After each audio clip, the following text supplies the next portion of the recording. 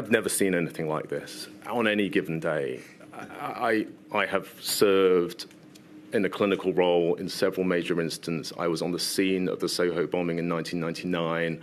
I worked in the emergency department during the 7th of July suicide bombings. I have attended a number of very serious civilian major incidents in my time with the helicopter emergency medical service.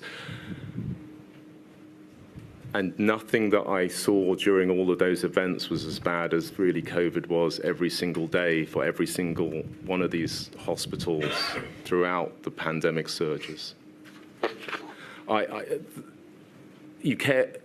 It's painful now because it was very clear what was happening to the patients. It was very clear what was happening to the staff. The staff were very injured by just how overwhelmed they were by the whole thing. Do you think the patients were getting the care that they needed? They were getting the best care that could be delivered. I've said already that intensive care is about the detail. Once you start diluting the detail, it kind of stops being intensive care.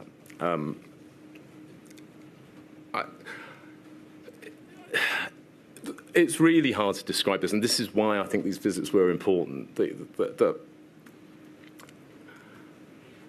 Whatever you read in the columns on the Excel spreadsheets and the data didn't tell you this, and it didn't tell you about the actuality of the thing. And for the smaller hospitals, the thing that I described of transferring patients out to try and create capacity, what it meant for the smaller hospitals was that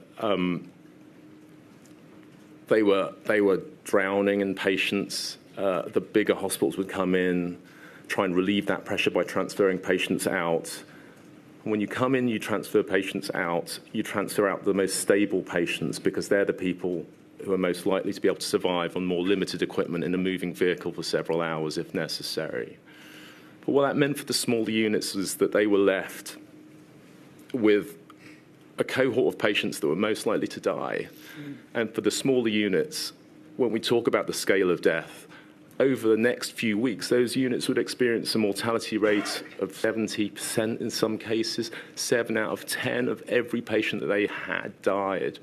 And I remember early in the visiting scheme, going into a unit, a small unit, and them saying, at the end of the day, after we'd had all of these accounts and accounts of this type,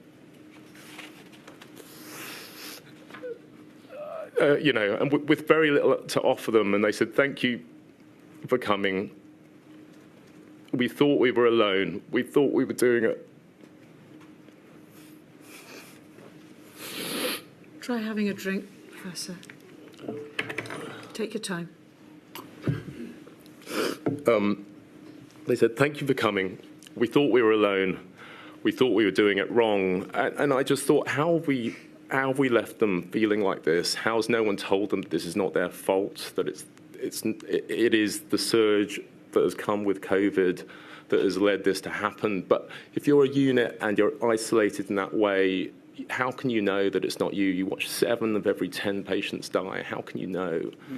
And so, those experiences basically affirmed for me the need for the visits and the need to try and get this information up.